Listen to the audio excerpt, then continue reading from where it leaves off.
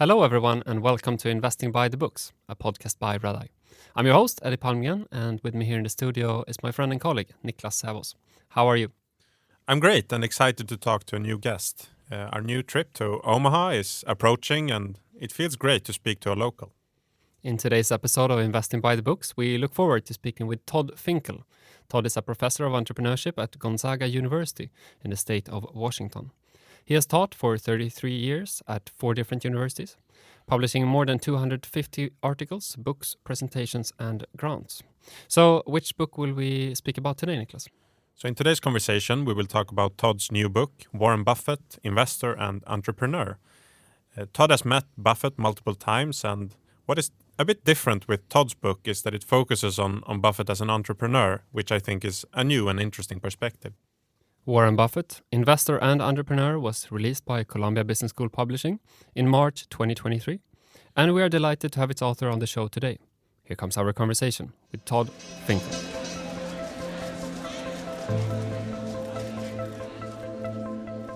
Hello, Todd, and welcome to Investing by the Books podcast. Hi, Eddie. Thank you for coming on and taking the time. I know it's late at your place. Where are you today? I am in Spokane, Washington in the United States, and it's 11:30 at night.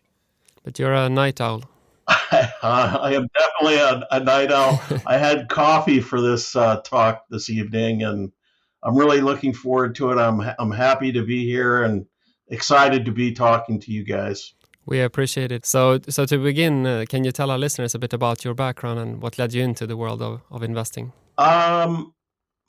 I grew up in Omaha, Nebraska, which is the hometown of Mr. Warren Buffett.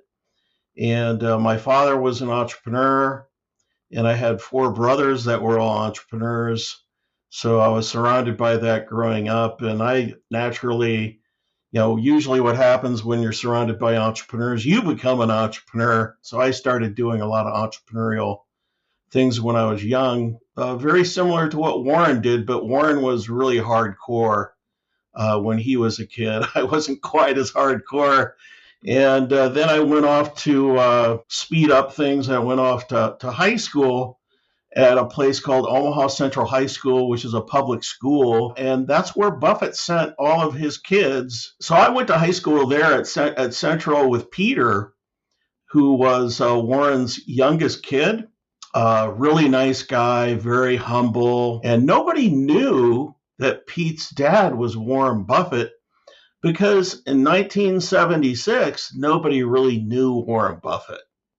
And so none of us really talked about it.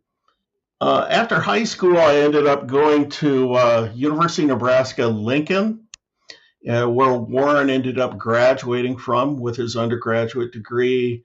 And I studied life sciences. My brother was a plastic surgeon, so I kind of went in that direction. Ended up, my senior year was a transitional year for me because I met a friend from South Dakota. He had a father that lived in San Diego, and he was an ophthalmologist. And so we went out there to San Diego to live out there for the summer. And this is a critical point in my life was when I was out there, he was watching CNBC every day and all the stocks and everything. And I've never really been exposed to that before. And he was also into the Elliott wave theory. And this was my first exposure. I didn't know anything about the Elliott wave theory. And, but that was to change my life, just that little exposure by being around that. So I ended up, leaving San Diego. I hung out there for a while. And it was a great place. San Diego is just a fabulous place. So I went back to Nebraska, unfortunately, to get my degree. And I really kind of wanted to study investments, because that really turned me on. But I was so far along. I was a senior now, and I didn't want to go back and restart everything again. So I ended up getting my degree, and I wasn't sure what I wanted to do. And I ended up applying to dental school, and I got into all the dental schools that I applied to, but I didn't think I'd be happy doing that. It didn't matter how much money I made. I just didn't think I'd be happy doing it. And so I ended up getting more into the Elliott wave theory and investments. And I started an investment partnership when I was 23 with a friend of mine that was a stockbroker. And we invested together for a couple years. It was more speculation because the Elliott wave theory, that's, in my opinion, more speculation than investing. But when you're 23 and you haven't really studied business, you have no clue. But that was fun. It was probably the most fun I've ever had, you guys. But unfortunately, we kind of went up and down, just like investments do. And so my partner and I would talk about getting Porsches, one week, and the next week we would be talking about, what graduate schools we were going to be going to.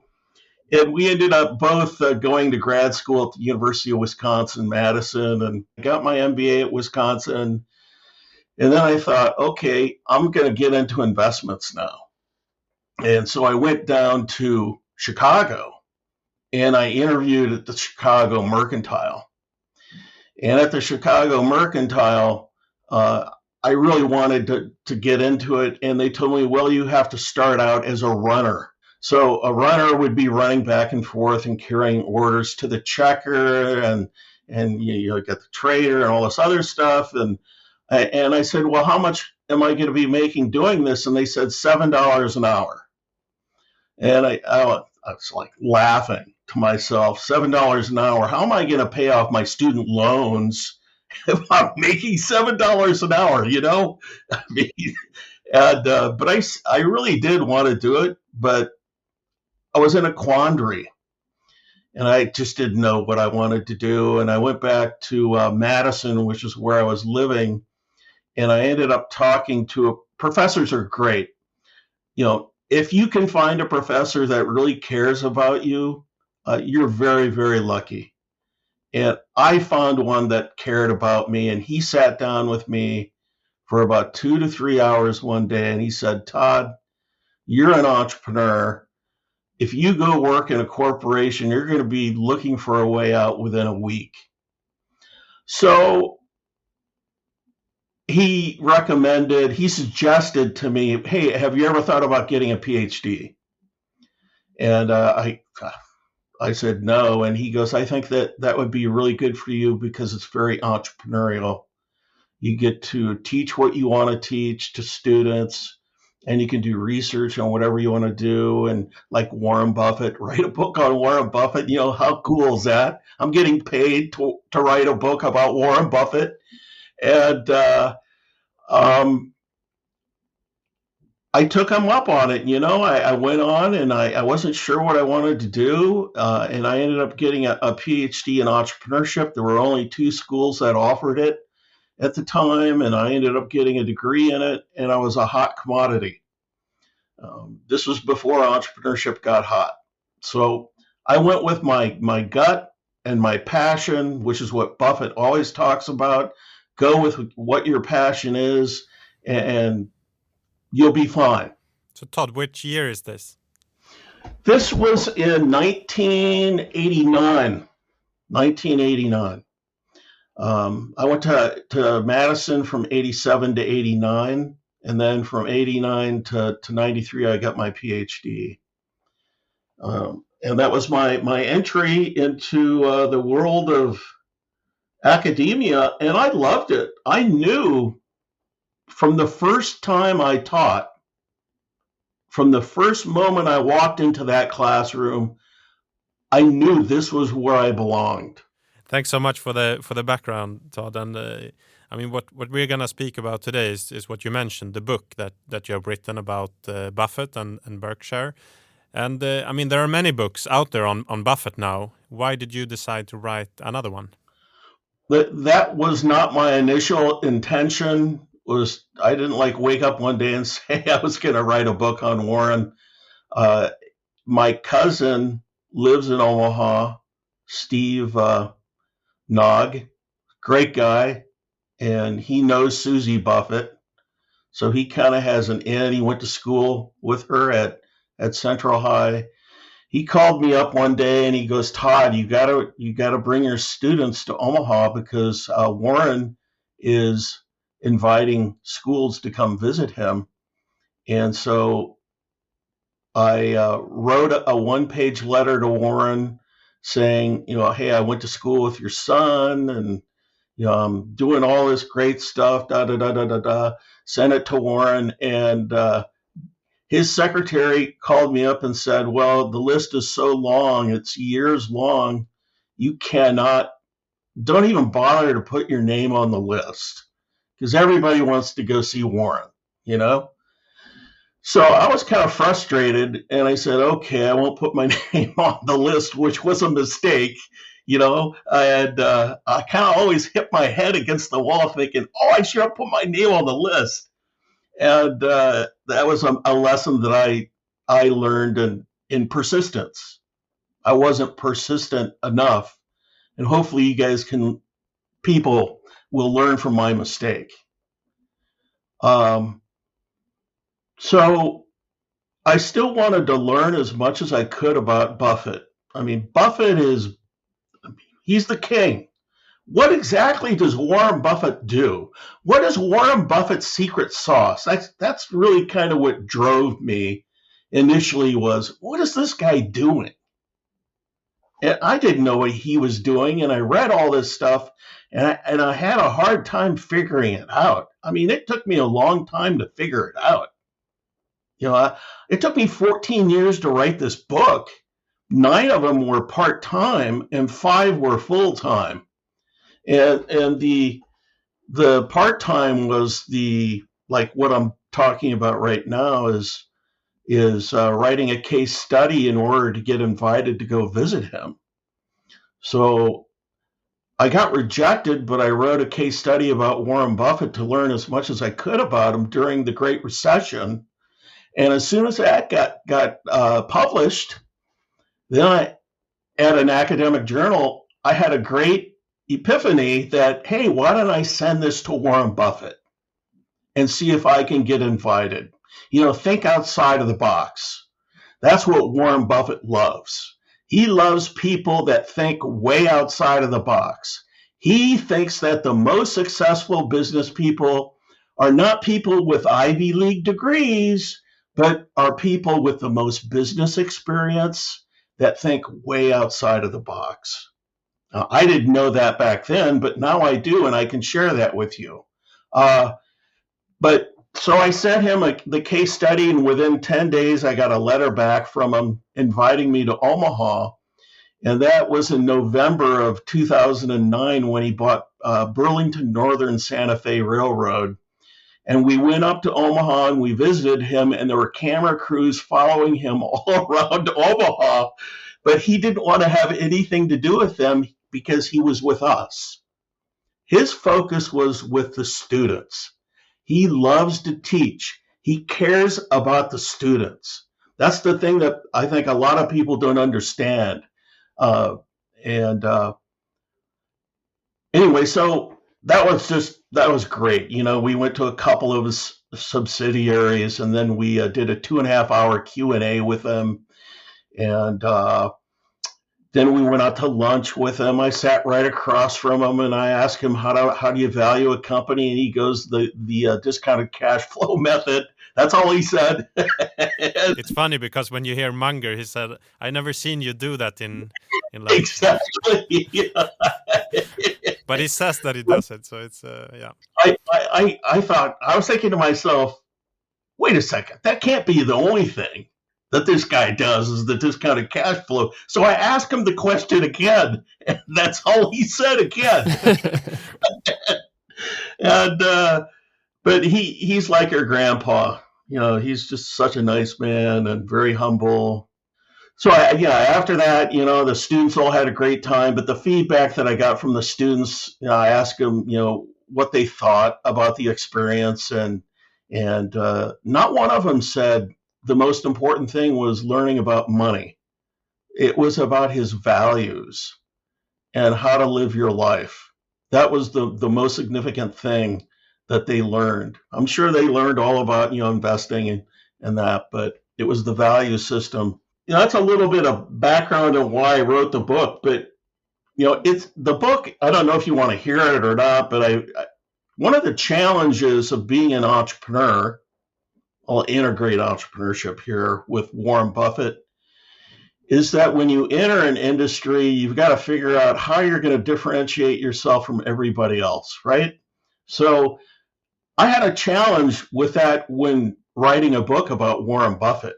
There's a lot of books that are out there on Warren Buffett. Who's going to be interested in hearing my book versus other books? So that was something that I had to work on, and it took time. And I just decided to emphasize entrepreneurship, which is my PhD. I have a PhD in entrepreneurship and strategic management, and integrate that throughout the book. But also, I integrated, I'm from Omaha. I know the town, I know the people, I know the family. And I interviewed Susie Buffett for the book. It's probably the most up-to-date biography on Buffett. I'm not sure exactly what the date is of the others, but they're pretty old compared to mine. I mean, you really have some interesting details there in the book. I mean, one thing that really surprised me and Eddie most maybe was, and what we have to ask you again about, because we really can't believe it, and that is if Buffett really has a handball court in the basement of his house. Yes, he does. And I know that because my brother knows Howie, the oldest son. I think Susie's older than him. She's the oldest of the family. But Howie played handball with my brother in the court. And I talked to another guy in Omaha that I know, and he said now there's just a bunch of papers that are in the hand court. Probably all of his 10Ks and annual reports are in there. Yeah, he does have that there. Yeah, that's funny that you brought that up. When you did all this research about Buffett, what has surprised you the most? I think what surprised me the most was his childhood.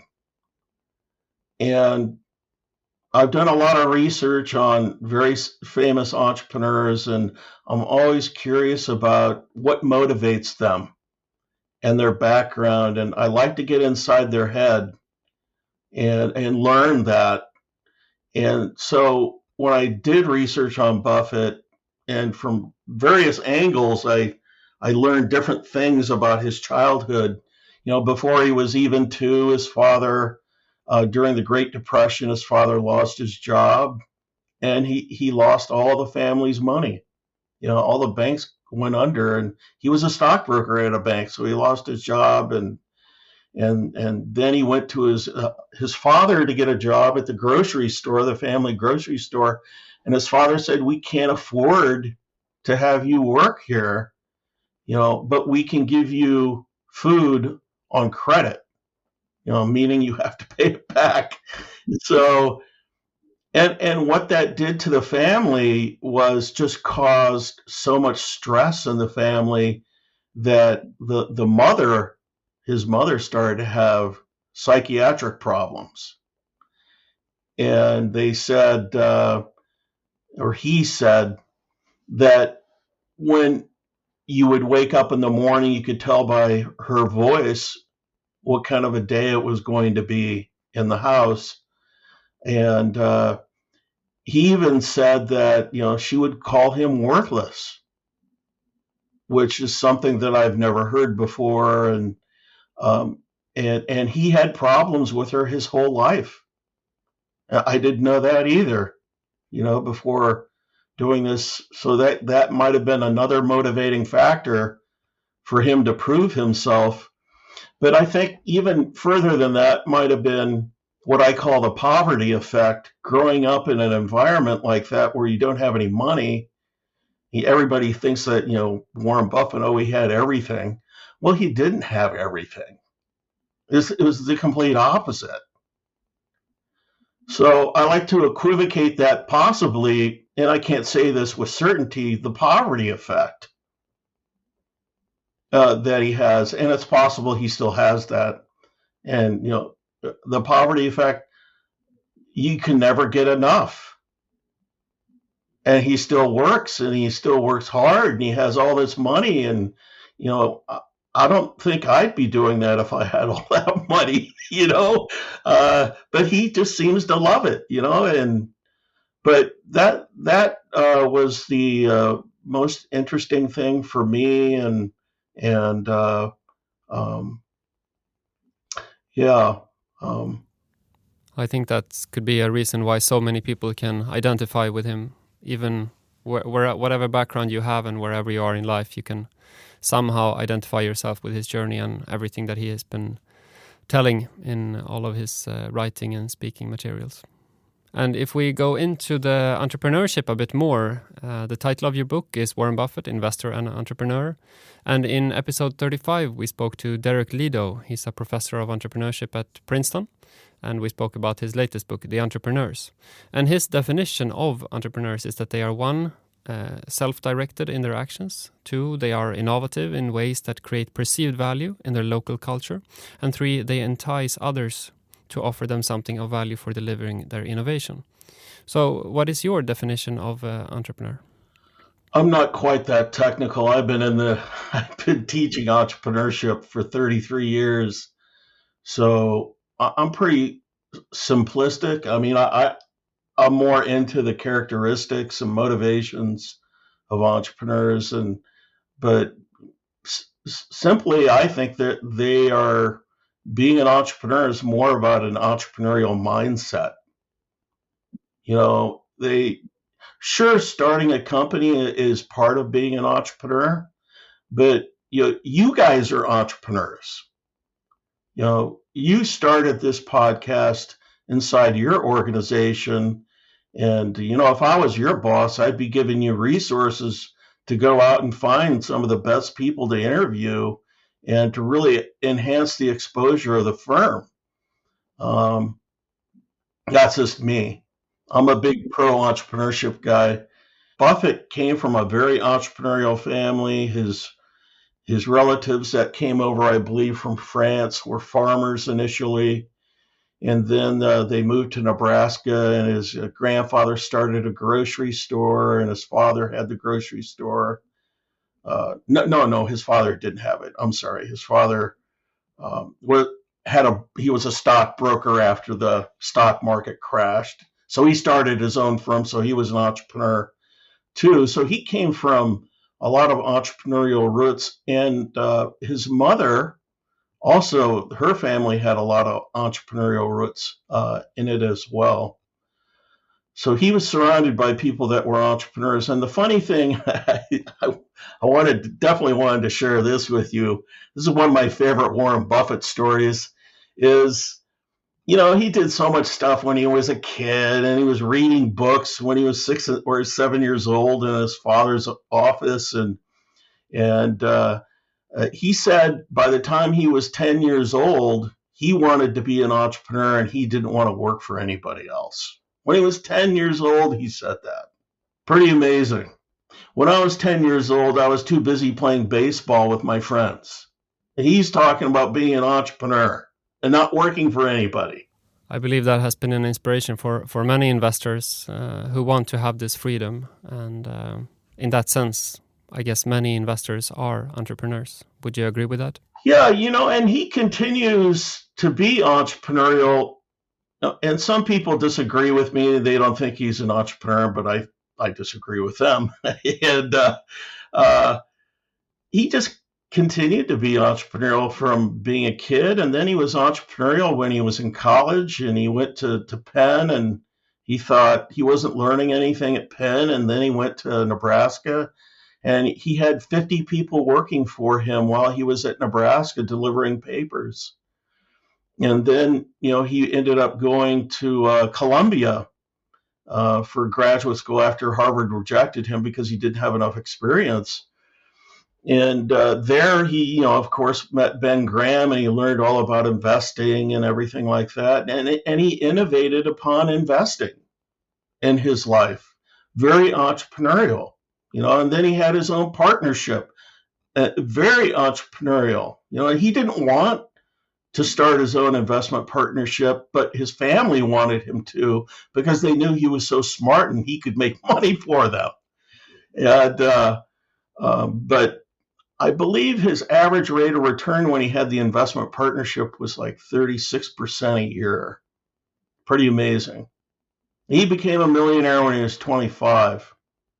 He was going to go back to Omaha and go to school, take some classes and read books and retire until his family started bugging him to open up his partnership. And of course, that grew into Berkshire Hathaway, and his biggest mistake is buying Berkshire Hathaway because he wanted to sell his shares in Berkshire Hathaway to the CEO and the board, and they undercut him by, I think it was 12.5 cents, and he got mad. And so he ended up buying out all the shares of the company, which was probably the biggest mistake he's ever made. And I've got a chapter on mistakes, 21 mistakes that he's made and the behavioral biases that led to those. And he admits it was his biggest mistake. And the opportunity cost today is like $400-500 billion, according to Buffett. I mean, I want to dig a bit deeper into that. I just re-listened to the 2003 annual meeting with Buffett and Munger having a discussion about buying See's candies. And Munger said that if they would have asked for 100,000 more, we would have walked. And Buffett chipped in with, if they would have asked for 10,000 more, we would have walked.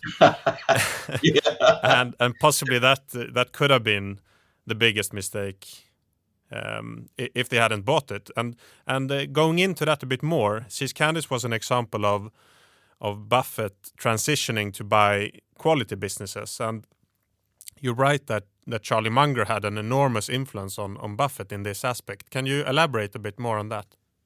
Charlie, initially it was Graham's methodology that Buffett used. And when we visited him, he showed us what he would do with Graham's methodology. He would get out the Moody's manual and just kind of go through the pages and look for low P/E ratios, and things like that. And then Charlie came in and kind of combined Phil Fisher with that and looking at really good companies at good prices. That you didn't have to do the cigar butts, but you could buy really good companies and hold them for the long term. And that's when Buffett really changed his style there. So they say that it was, Graham and then Phil Fisher and then Charlie Munger all had a definite impact on his investment style. It was quite funny when they had that discussion on See's Candies. Munger brought up that there is this mythology about the idea that he had been this great enlightener to Warren Buffett, but I mean he more or less thinks about that they came up with this together, that both transitioned into buying quality businesses, and maybe Munger had that thought earlier, but it's not that. It seems like he thought that Buffett would have done this anyway. And I guess part of it is because when Berkshire became bigger, it's harder to do those kind of transactions that you have to do that he did in the early partnership years. What do you think about that? One thing I notice about Buffett is that he doesn't like to take credit for a lot of things. So he's kind of a mystery to me after studying him all these years. Is, he'll say, you want a great partner, and, like somebody like Charlie, and he gives them all these accolades, but I'm not so sure what that balance is between both of them when it comes to ideation and doing things, because he gives so much attribution to Charlie, and that's off topic. I don't know. No, but it's interesting. I mean, I think the mythology that Munger thinks it may be part of that answer. I mean, that you're into that actually Buffett is quite of an original thinker, and he would have done this anyway. I think so. Yeah, I agree with you, Niklas. I think it would be interesting for people. Many listeners probably know this already, but can you dig into the overall factors that Buffett looks at before deciding to make an investment? Probably the most important thing is the moat factor. He always talks about the business, knowing the business and how it operates and the economics of the business. And do they have a moat? Like Coca-Cola is kind of a overall low-cost leadership, but they also have trade secrets that help out with the moat and their distributors and things like that.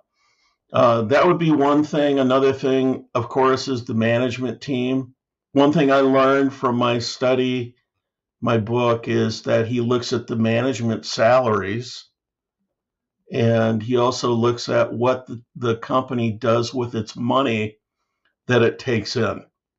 And that's one of the reasons why he loves Apple, because Apple buys back a lot of its stock. And that's like his biggest stock holding. I think it's 41% of his $334 billion stock holding. And him and Charlie talked about that one time on CNBC, and they said that if they could, they would buy 100% of Apple. You probably remember that. Yeah. And I want to stop you a bit there, because it's Buffett is famous for saying that he thinks the quality of the business is more important than the management team. But actually, when you read all his material, I think he gave a lot of praise to management, and he writes a lot about the importance of having a great management team and so on. So, and I think this gets into this question about entrepreneurship a bit as well. So, what's your view on that? Is he really saying the truth in that statement? Yeah, I think he is. I think he puts a big value on management, and another quality that he looks for before he'll get into a company, of course, is the valuation of the firm, and does it have a margin of safety? And the margin of safety, I've learned, that's a hard thing to say. Oh, he only buys it when it's 25% down or 30% down. That's kind of a variable figure that I haven't figured out yet. Maybe you can shed some light on that for me. But when he was with the days of Graham, Graham would look at 50% down from its high. That he was a little bit more outrageous when it came to the margin of safety. But I think margin of safety now, Buffett it would all depend on the business. If he can get into a business that he knows he's going to get a certain rate of return, even if it's not undervalued significantly, I think he would get into that. I think we as investors always want to have that precise figure in our mind.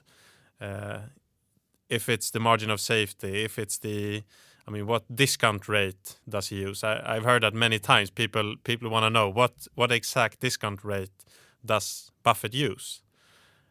And so what does he use? I think actually it's not that interesting to speak about this different these details, because that won't help you so much as an investor. If you use 9%, 10%, 11%, that won't change it. And I think it's more or less the same on the margin of safety. It's not I don't think it's actually a quantitative figure that you're after. You're after because I think it's easy that you discount too much. Then you start to discount. You're being conservative maybe about the business, and if you're conservative about the business and the valuation, then I guess it will be hard for you to find any good investments that you actually will do. I mean, what's your take on these? The bias, so to say, about investors wanting to quantify everything to the last detail. In the book, in chapter 6, I believe, I do case studies on Geico and Apple. And one of the things that I really wanted to do with the book, and I think I accomplished it, is I wanted to take investors through step by step on how to value a company like Buffett does. I looked at all these different books and none of them did it step by step. Maybe it's just me because I come from a different world from all these people that have all these business degrees. My undergraduate degree was in life science. So I didn't have that background. I didn't have the luxury of, this is easy. I know how to do this. But I didn't know a lot of this stuff. And I know there's a lot of people out there that are just like me. So what I did in the book is I went through and I defined all these different equations, and I talked about what is the discount rate? What should I be using for the discount rate? Just like what you're talking about. And how do you do a DCF? What is a DCF? And what's the terminal rate? How do I determine the terminal rate? What percentage should I use for the terminal rate?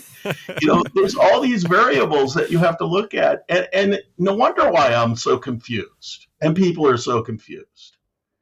But anyway, I did it in the book, and I think I did a really good job in the book of doing that and showing people at least they have an example of how to do all this. And it's not like going on to a computer and having the computer doing it. It's old school, doing it by hand and learning actually how to do it. And speaking more about biases and how to behave as an investor, you dedicate one chapter in the book to 7 cognitive biases, and we recommend everyone to buy the book to read all of them. But maybe we can take one example, herding bias, that I think is interesting. And we can hear from the name pretty much what it is, but maybe you can explain a bit more what it is and why it's dangerous for investors. Yeah, thanks for bringing that up, Eddie. That chapter was one of the best chapters in the book, I think, because Buffett and Munger both say that valuing a company is one thing, but what's more important is the temperament that you have. And the temperament, a lot of it has to do with your biases. And my friend Matt Koffler, who's a CFA, helped me write part of this book, and he really pushed me to write this chapter. I was done writing the book, and then he said, you need to put a chapter in there on behavioral biases, and I worked so hard on this book, and then he's telling me to write another chapter on behavioral biases. And I'm thinking to myself, this guy's crazy. But I'm so happy that I did that, because behavioral biases are so important, not only in investing, but in everything, and you bring up the herding bias, a great example of that. And it's like the worst bias of all of them, I guess, is the whole Silicon Valley Bank thing that just happened is a great example of that, right? In the end, it's sort of a bias, but it's also a rational decision by some of them to actually do it. If someone starts it, then you risk losing all your money. So it's reasonable that you also do it. So sometimes when I think about these biases, it's not true that they are entirely bad. I mean, sometimes they are actually good, but they could be detrimental for businesses, in this case, for banks and so on. But for the individual, it may be a rational decision. But it brings some systemic risks.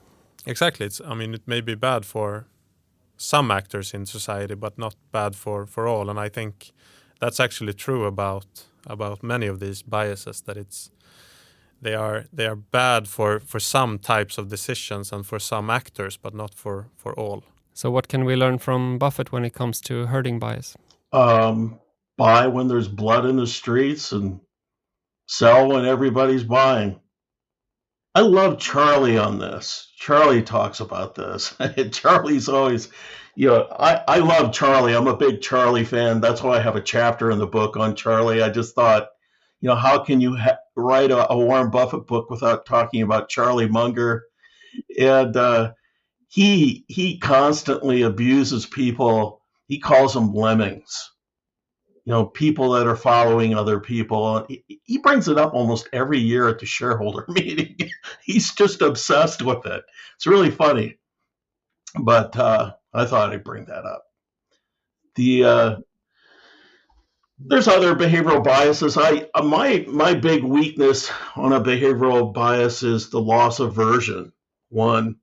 I have a really big problem with that. I have problems with other ones too, but the loss aversion one is it's like you feel twice as much pain when you lose money as you do as when you gain money. So I don't know what more to say about that. It definitely affects you. What's interesting to hear there is that you're aware of these biases. You're aware of the ones that are maybe most hurting you. But what are you doing to minimize the effect of it? I'm more conservative. I'm not as big of a gambler, and I think it's been good for me. So is it also that you focus on more conservatively financed companies and maybe in sectors that are more stable than others, or? Just in my overall portfolio, I'm just more conservative. If I know that I can get a certain rate of return from something more guaranteed, I'll go in that direction. Right now, I change, depending on the economy. For the past couple of years, we've had some problems with the economy. And once we get back on track again, I'll definitely, revise my portfolio. But for now, I'm being pretty conservative. And related to conservatism can be to be less active.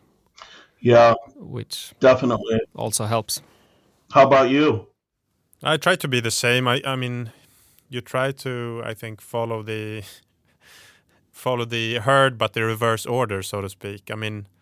Usually that means that if all the money goes into some sectors, then it's then they are typically overvalued, and if you have a conservative mindset, then you should stay away more or less, and you should avoid going with the crowd. So I think that's definitely part of it, and I think your answer is spot on, that it changes with the environment. I think in my early days as an investor, I was really conservative, and I just felt that the more I learned, the less I agreed to having that. Status quo, so to speak. To always be conservative, you need to know when to be aggressive, and that's something I really learned from Charlie Munger. That, if you have a really good company at a good price in front of you, you should strike, and you should maybe take you should be there to take a big position, and that's, I think, has been really helpful for me as an investor. And to continue on the track of learning, if we go into academia a bit, as you describe in the book, Buffett is skeptical of academia, and he considers experience the most important for business success, as you also mentioned now in the beginning of this conversation. So from your role as a professor, now you're a professor of entrepreneurship, but what's your take on academia and business success? Do you really want to know, Eddie? I am very non-traditional, and Buffett says you only need 2 classes to become a successful investor: a class on behavioral finance, or how people behave in the financial markets and how to value a company. So he's not a big believer in education. And I've talked to Susie. I haven't really talked that much about Susie Buffett today, but she never got a college degree. Peter Buffett never got a college degree. Howie never got a college degree, and their father doesn't seem to have a problem with that. And Susie was laughing about that. They seem to be doing pretty good.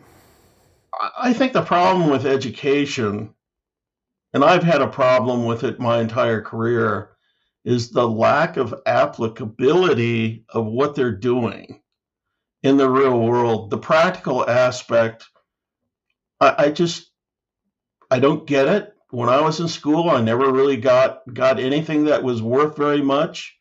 The entrepreneurship class, small business management, was one of the few classes actually worked with a company, and I consulted with them.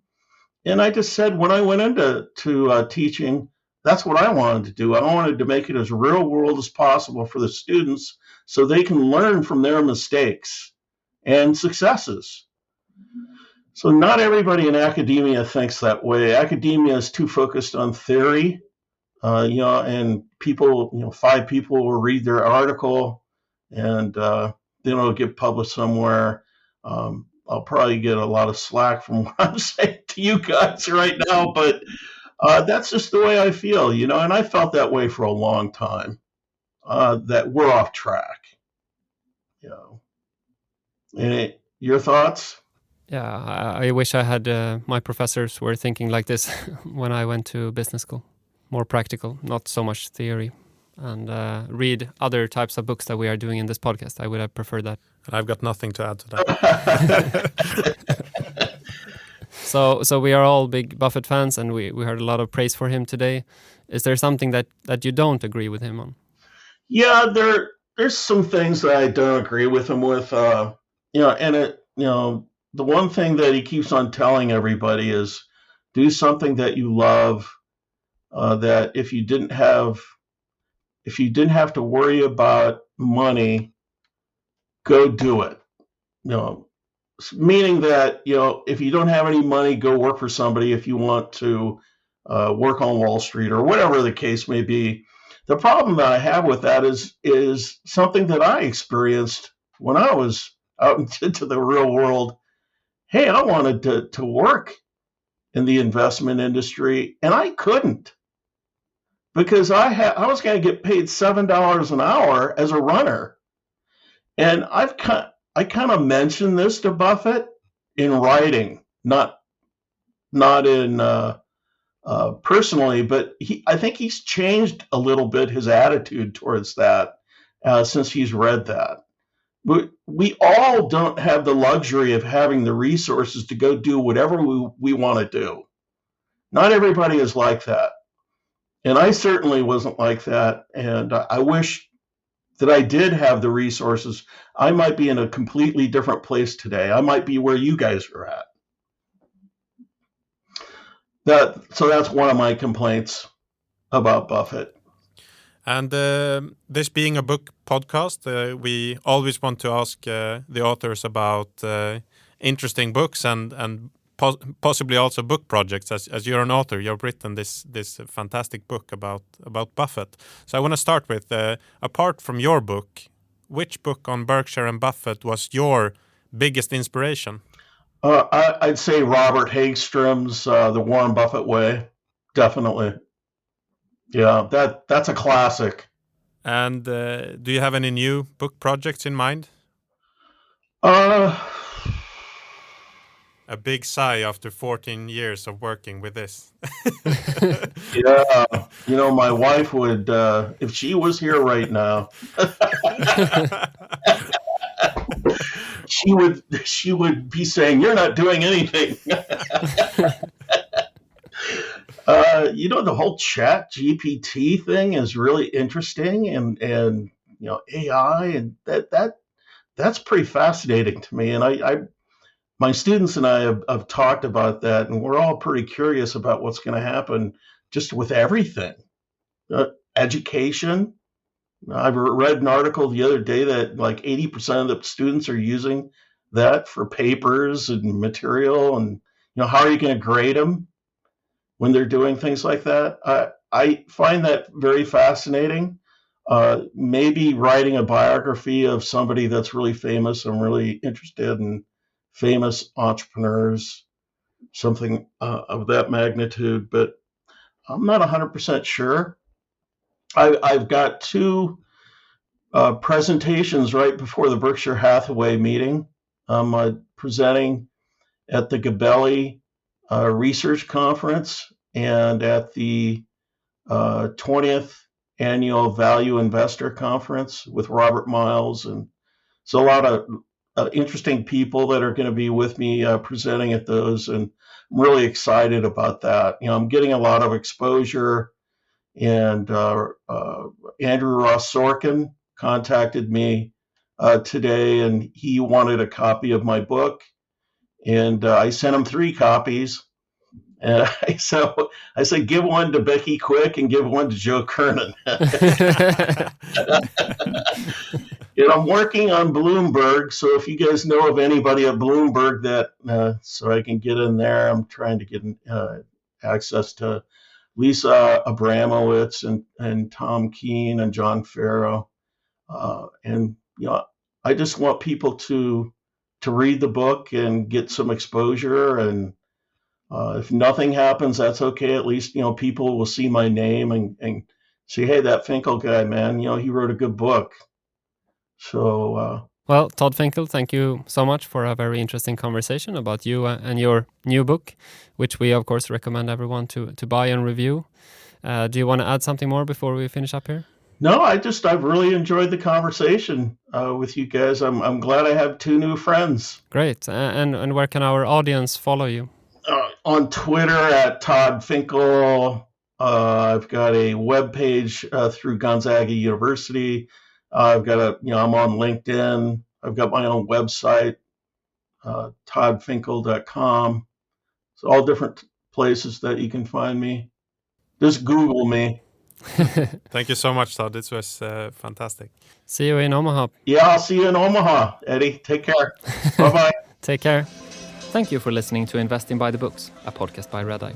Follow us on Twitter at IB_Redeye and email us at ib.podcast@redeye.se. To improve, we'd love to hear your feedback, so please rate and review us. Notice that the content in this podcast is not and shall not be construed as investment advice. This information is meant to be informative and for general purposes only. For full disclaimer, visit redeye.se. I'm your host, Eddie Palmian, and until next time, I sincerely wish you the best of luck on your journey through life and investing.